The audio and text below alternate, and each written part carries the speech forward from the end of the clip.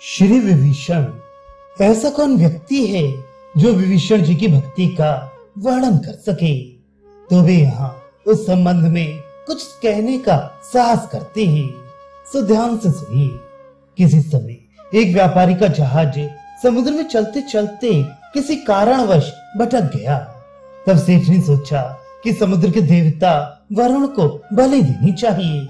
ये निश्चय कर किसी अंगहीन मनुष्य को समुद्र में फेंक दिया।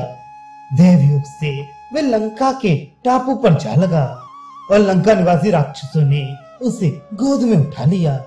इसके पश्चात वे प्रसन्न होते हुए और किलकिलाते हुए उसे राजा विभीषण के पास ले गए। विभीषण जी उसे देखते ही सिंहासन से कूद पड़े और आंखों में आंसू भरकर बोले, मेरे स्वामी श्री रामचंद्र जी की भी आकृति ऐसी ही है। मेरे अभाग्य जो मुझे ऐसे दर्शन हुए।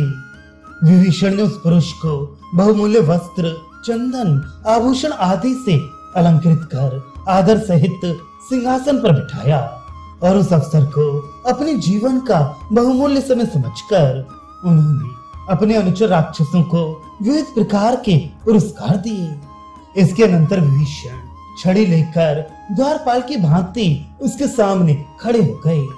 वे अत्यंत आनंद में मग्न होकर उस व्यक्ति के मुखारविंद के दर्शन करने लगे। उस समय विभीषण के नेत्रों से प्रेमाश्रु बरस रहे थे। इतना करने पर भी विभीषण ने देखा कि वह प्रसन्न नहीं हुआ, वरन उसके मुख की कांति धीरे धीरे मलिन होती जा रही थी। इस पर विभीषण ने हाथ जोड़कर प्रार्थना की, भगवान मेरे ऊपर अनुग्रह करके मुझे कुछ सेवा करने का आदेश दीजिए।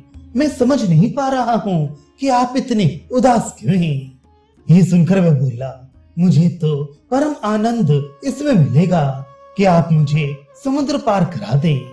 विभीषण जी ने विशाल धनराशि भेंट के रूप में उसे समर्पित की और तब उसी जगह पर उसे पहुंचा दिया जहां से कि राक्षस उसे पकड़ कर ले गए थे। जब उस मनुष्य ने समुद्र पार कराने की प्रार्थना की, तब विभीषण ने राम नाम लिखकर एक वस्त्र में बांध दिया और उसके सिर पर रख दिया और कहा, यही राम नाम तुम्हें समुद्र पार उतारेगा।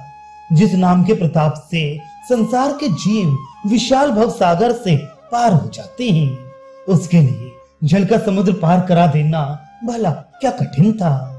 उस व्यक्ति ने विभीषण के भाव राम के प्रति दृढ़ निष्ठा को सर्वथा सत्य पाया, क्योंकि विभीषण की भांति स्वयं भी विश्वास कर वह उसी पहले स्थान पर पहुंच गया।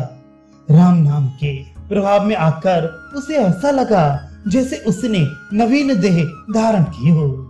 जहाज भी राम नाम के प्रताप से फिर वहीं लौट कर आ गया। उसमें बैठे हुए यात्रियों ने उसे पहचान लिया और सारा वृतांत पूछा कि तुम बचकर कैसे निकल आए। उसने सब कह सुनाया। सुनकर सब लोगों को बड़ी प्रसन्नता हुई और उन्होंने अत्यंत अनुनय विनय करके उसे जहाज पर चढ़ा लिया। राम नाम के महात्म्य का प्रत्यक्ष परिचय देने के लिए एक बार वह उस जहाज से समुद्र में कूद पड़ा और दिखला दिया कि किस प्रकार उसके पैर भीगे तक नहीं।